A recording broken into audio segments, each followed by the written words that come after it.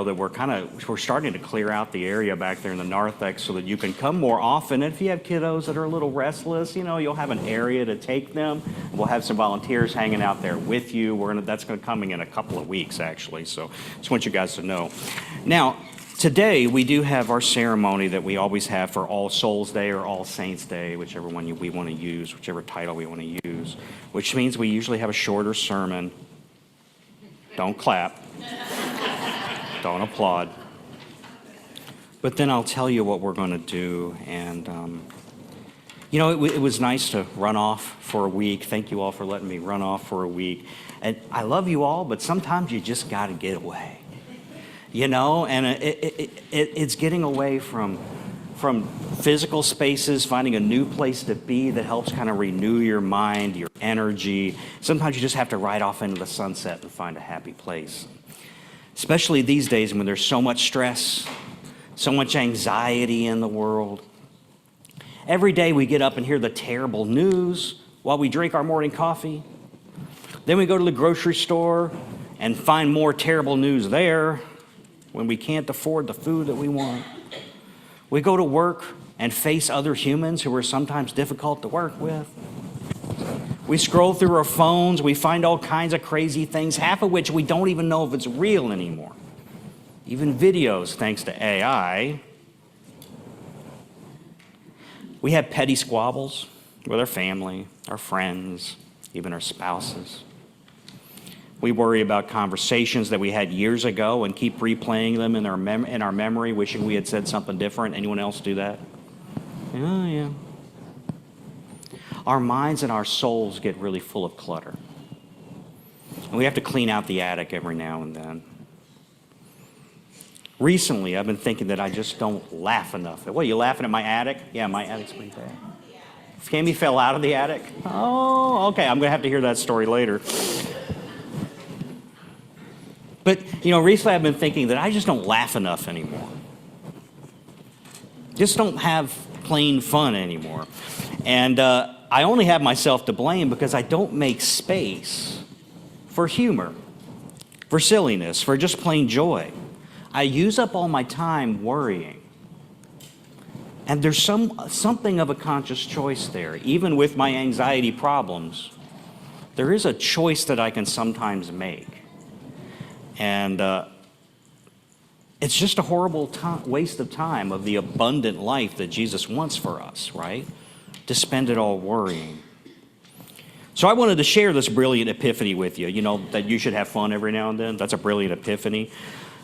I wanted to share that with you today, but then I remember this is All Souls Day.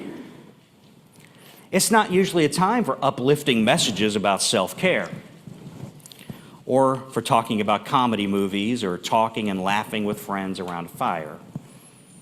No, today's for mourning those we love and miss.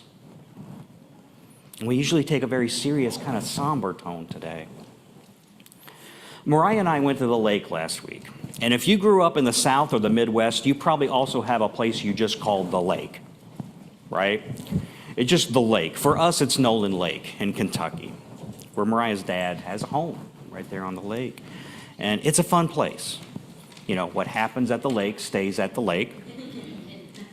There's always a lot of laughing, good-natured teasing, practical jokes. Pretty much anything is game up there, from fishing, scavenger hunts, to golf cart poker runs. That's what we participated in this past week. It's a great place for fun, but it's also a great place just to feel the cool air, see the peaceful water, and see the leaves starting to change for fall. While we were there, we saw a lot of reminders of Mariah's stepmom, Donna. And you guys maybe remember, some of you remember praying for her, Mama D, who had breast cancer. And she's been gone for over 1.5 years now. A lot of pictures, her favorite knickknacks hanging around, funny signs in the gazebo in the hen house, as they called it. It felt sort of sad to see those things. Reminders of a loved one that's gone home to God. Tangible reminders, things you can touch that remind us of their presence that we so deeply miss, and whom that whole lake community, who is such a close-knit neighborhood, person that they all miss. But I found something else out too while I was there. I found out that people in the neighborhood still talk about the funeral. You still talk about the funeral. Almost 2 years later, they still talk about that day. And they don't remember it as sad. They remember it as beautiful and unique, filled with the joy that characterized Donna's life. Now, they absolutely grieve for her still, but there's something else in the mourning process. For folks around the lake, their mourning is turned into joy. And that's pretty profound. These are not a bunch of mystics or monks or philosophers or counselors. They're mostly a bunch of retirees that make a lot of dirty jokes and drink a lot of beer. But they're touching on something. They're touching on something that a lot of us miss because they're able to grieve her, but they have fun doing it. She lives on in their community, even because she never truly leaves. Not as long as her memory is still with them. It simply doesn't leave. We sometimes get so preoccupied with death that we forget life. If we forget to live abundantly as Jesus wanted us to. We worry and we fret and we miss loved ones who have gone home to God. But we also have to remember what the letter to Ephesians says today.